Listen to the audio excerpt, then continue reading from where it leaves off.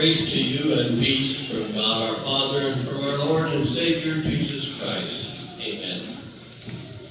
The text on which we base our meditation is from the first epistle of Peter in the 5th chapter, including some of the verses that are in today's epistle, beginning with the second half of verse 5. Clothe yourselves, all of you, with humility toward one another. For God opposes the proud, but gives grace to the humble. Humble yourselves, therefore, under the mighty hand of God, so that at the proper time he may exalt you, casting all your anxieties on him, because he cares for you. This is our text. And our topic is pride. We seldom talk about it. Perhaps if we don't talk about it, it'll go away. It doesn't. Pride, broad subject, kind of reminds you of one time when Mark Twain went to church on Sunday morning. And when he came back, his fellows asked him, how was it? That's fine. What did he preach about? Mark Twain said, sin. His friend said, what did he say about it? Twain said, he was again it.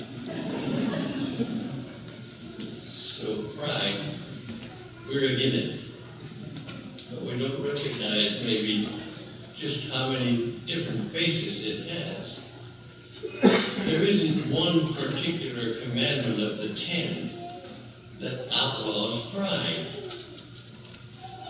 But all of the commandments together urge us to love God above all else and to love our neighbor just like we do ourselves.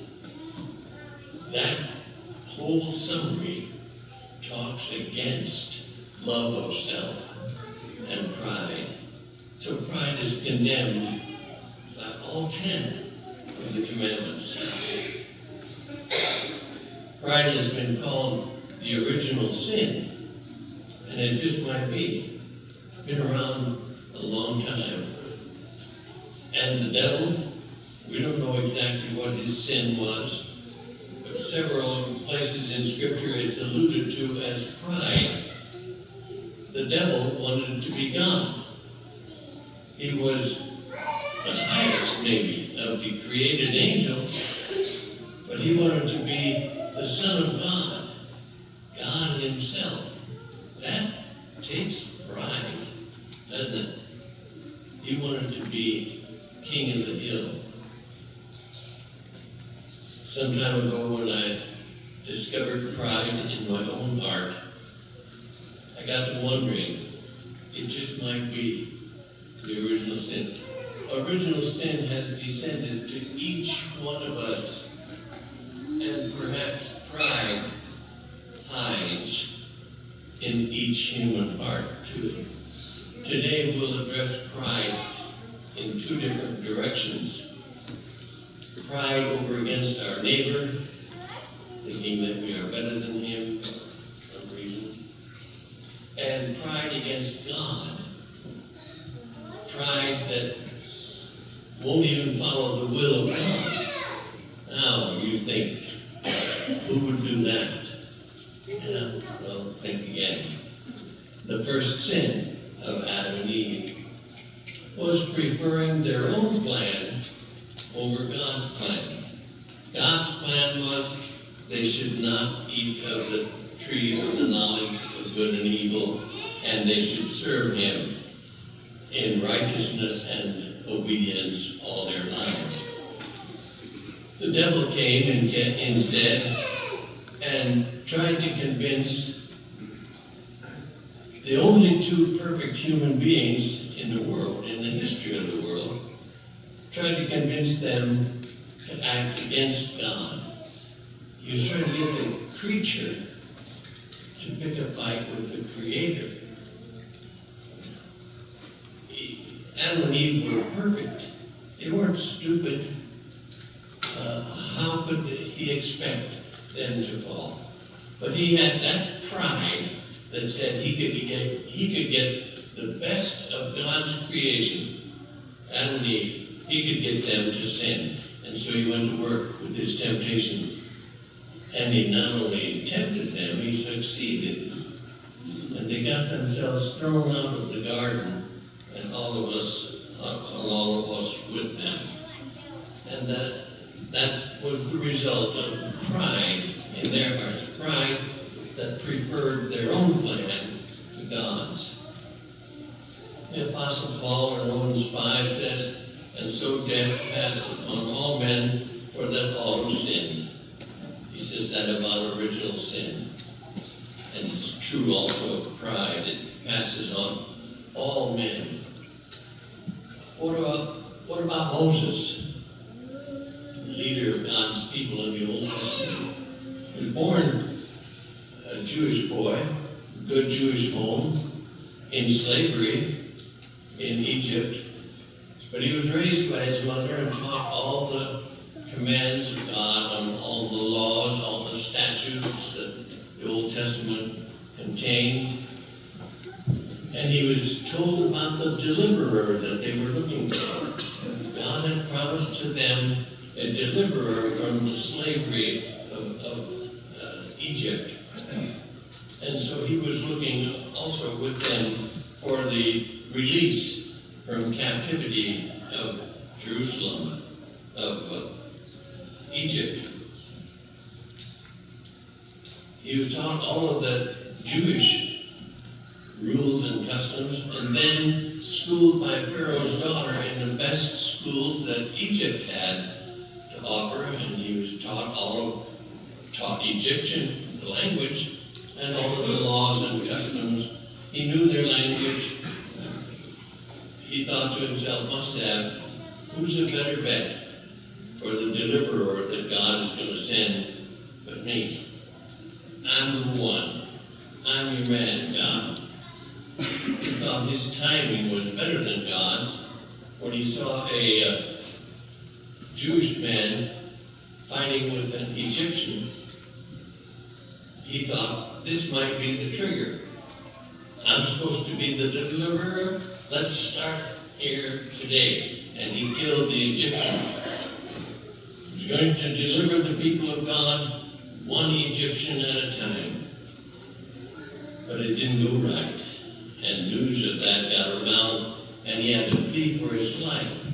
He fled across the desert to Midian, and there he walked up and down, looking at Egypt, wondering when he was going to be sent back into the game.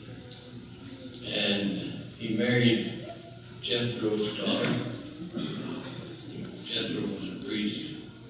He raised a family. But he kept looking back at Egypt, waiting for the time when God would send him over there and announce that he was the deliverer of his people. He still was convinced that God had to choose him because of his background and his preparation. God could do no better than to choose him. When he was 80 years old and still in Midian, then God finally came to him in a burning bush. And he said, I want you to go to Pharaoh and tell him to let my people go.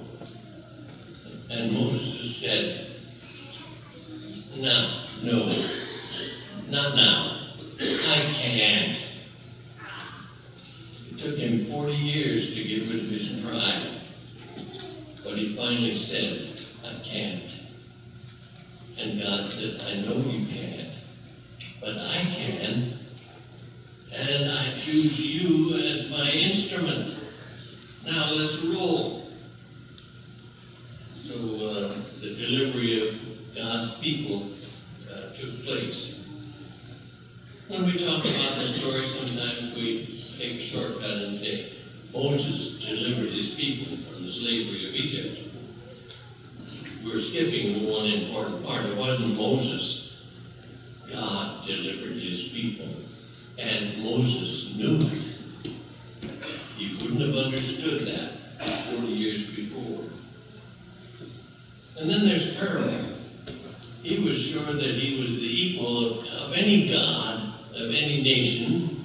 They all imagined that there was a God that was partial to them, and this God of the Hebrews was no different. Pharaoh thought he was equal to the battle. One-on-one, Pharaoh said, I can take this God of theirs. He put up with flies, lice, boils. He still held on to his great pride. What indignation those plagues brought to the land of Egypt. But still the Pharaoh was proud. His pride finally drowned with his army in the Red Sea. The Bible doesn't mention that any of these people were infected with pride, but it seems likely. Nebuchadnezzar is the only one that the Bible says to us his downfall was pride. Nebuchadnezzar was king of Babylon, and in the book of Daniel, the story of his rise to power and fall and rise again is detailed. God chose Nebuchadnezzar to rule that land and strengthened his hand so that the Babylonian Empire was weakened in the history of that time. But Nebuchadnezzar still said, is not this the great Babylon that I have built as the royal residence by my mighty power and for the glory of my majesty?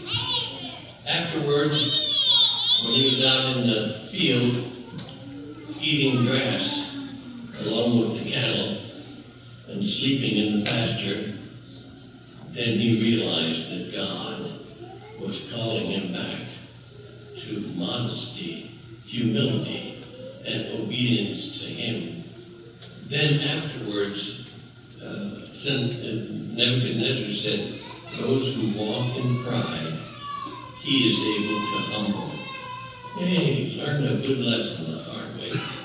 What should we say about Job? You like Job. I like Job. He's a good guy. The Bible tells us about his life.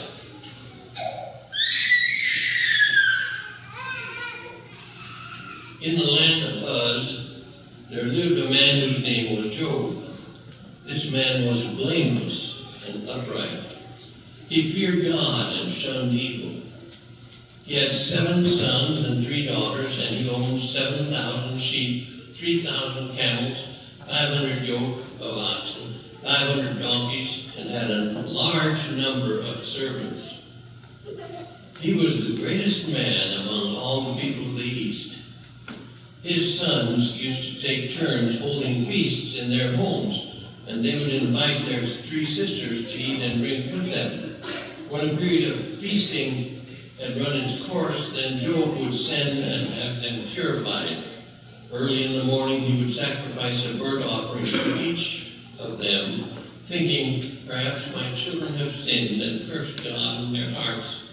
This was Job's regular custom. And wasn't he blessed by Almighty God? How do you live a life like that without getting proud? He got proud. After a while, after God had humbled him, he says, I despise myself. He looked back at the man that he used to be and despaired of any relief. When all these blessings are taken from him and he was left with boils and pain, his 3 so-called friends came and explained that you get what you pay for. And he must have sinned grievously to deserve all of this. And Job said, teach me, and I will be quiet. Show me where I've been wrong. Not painful or honest words, but what do your arguments prove? Do you mean to correct what I say and treat the words of a despairing man as wind? You would even cast lots for the fatherless and barter away your friend. But now be so kind as to look at me. Would I lie to your face? Relent. Do not be unjust. Reconsider, for my integrity is at stake. Is there any wickedness in my lips? That's the way Job argued. And those arguments continue in the book of Job for many chapters. In his own eyes, Job was perfect. After God speaks to him in chapter 42, Job sounds different. He says to God, my ears have heard of you, but now my eyes have seen you. Therefore I despise myself and repent in dust and ashes. That's what God had been waiting to hear for a long time. Scripture tells us that the Lord blessed Job more in the latter part of his life than in the former. So no wonder that God says through Simon Peter in our text, humble yourselves, therefore, under the mighty hand of God. And he's not talking to heathen kings with huge egos and huge palaces that they built for their own glory. Peter is writing to Christians, to you and to me. And his first readers were persecuted Christians. Their goods was being taken away from them, and even their lives. They had nothing left. They didn't have the things that we have, and pride, you would have thought pride was not a problem for them. But these words, humble yourselves, therefore, under the mighty hand of God, are written to them. And Peter says, God opposes the proud, but gives grace to the humble. We need to hear those words today. God has given us blessings in this country today that previous generations could not even dream of. And still, most of our prayers, give me prayers. It's a wonder we can think of some things that he hasn't given to us to ask for more. That's the way pride works. And when we pray, do we really mean, not my will, O Lord, but yours be done? Do we want him to have his way? Or do we think, you could save a lot of time, Lord, by just following my directions?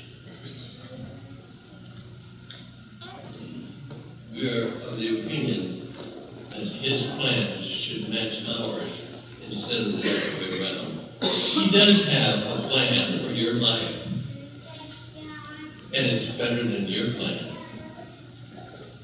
You can see 2 or 3 things maybe that could happen to you in your life, and you think this is the best plan considering these things that could happen. God can see 1,000 things that could happen to you. And he picks through the 1,000 and finds the very best one. He loves you.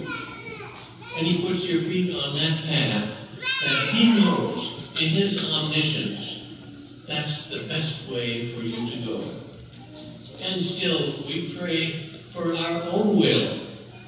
And we pray that God would stop doing those things that we don't like and follow our directions, and then everything would be fine. He knows that it wouldn't be. God is showing us daily what part of our plan he can live with and what part he can't. To insist on our own way, that our own way is better than God's,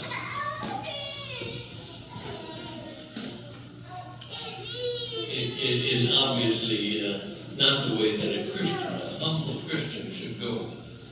That as long as we are dictating to God what way we want him to answer our prayer, humility is a stranger to us. Do we really mean that? That God has to change his mind to match ours? What happened to the last guy who said that? It was the devil. We thought his plan was better than God. Then we come to pride over against our fellow human being. And who better to teach us about that than Simon Peter. Wasn't he the guy that said in the presence of Jesus' other disciples, he said, "Though all others forsake you," including these guys, "I will never forsake you." Simon Peter, with his skill and sword, was going to deliver Jesus. And before the world finished making that turn that night, he was jumping up and down and denying, with an oath even, that he ever knew Jesus. But it wasn't long. And also before he repented, in tears and no pride. That's the apostle who writes these words, "Humble yourselves, therefore, under the mighty hand of God. Let his will be done." According to tradition, this was the apostle also who was killed, persecuted for his faith, and killed by his request, crucified upside down, because he didn't count himself worthy to be killed in the same way that Jesus was. Do you think you can make yourself bigger by cutting somebody else down, criticizing somebody else, pointing out their mistakes? Does it make you bigger? Why do we sometimes point out the small mistakes that we see in somebody else's life? The chink in their armor, and we jump right on it, and we say, "Look." And the unspoken word is, "I'm much better than that." Jesus says we're pointing out the speck in our neighbor's eye and ignoring the beam in our own eye. People call it nitpicking, and it doesn't make you look bigger. It's pride, the mother of all sins. When the Christians in Corinth were being led astray by false apostles who bragged about themselves, the Apostle Paul was inspired to write a little bit about his accomplishments and his suffering that he had gone through. The words are in 2 Corinthians 11. Twice in that chapter he says, "I speak as a fool." He lists all the things he did, and "I speak as a fool." To brag on self and to point out your own strong suits is foolishness. And it's speaking like a fool. When we're tempted to be proud of what we are and have, then the Apostle Paul says to us, "What do you have that you have not received?" What do you have? Or what are you that you haven't received? He came into this world naked, remember? You have money, brains, children that you haven't received. Wrong, and again wrong. All these gifts come from the God of all grace. And if you did not receive it, Paul continues, why do you boast as if you did? And if you did receive it, why do you boast as if you did not? All that we are and have are his free gifts, given to us for his glory and to help our neighbor. Well, then, are we just worthless junk? No, indeed. God made you. And as the saying goes, God don't make junk. So he has loved you and provided you with all those things that you need in life and in eternity. Christ prayed for you in the Garden of Gethsemane. He bled and died for you on the cross at Calvary. You are his child. He loves you. Even now, he's preparing a home for you in heaven. What more do you need than that? When I eat alone in restaurants or this morning breakfast, I still pray in German. A prayer that my mother taught me 80 years ago. And it ends, segne, was du uns beschert hast. Amen. In English, let these gifts to us be blessed. But the German is a little stronger. It includes more. It doesn't mention, in English, it sounds like we're talking only about this food that's right in front of us. We're about to eat it. Let those gifts be blessed. But the German says, bless everything that you have provided us. Children, money, grains, farms, all the things. We're asking God, bless it. Don't let the devil get a foothold in God's blessings to wrench you away from Him and from His plan. Don't let the devil convince you that your plan is better than God's, and so lead to pride. We ask God to bless everything that He has given to us, and let us never be proud of what we ourselves have accomplished, thinking that we have provided these things by our own might and prowess. Let's be thankful and use these blessings for God's glory and our neighbor's need. Jesus loves to forgive sins. That's what He came to this earth for. He has already forgiven your sins. Confess it, and it's forgiven. And that includes pride. And the peace of God that passes all understanding, keep your hearts and minds in Christ Jesus.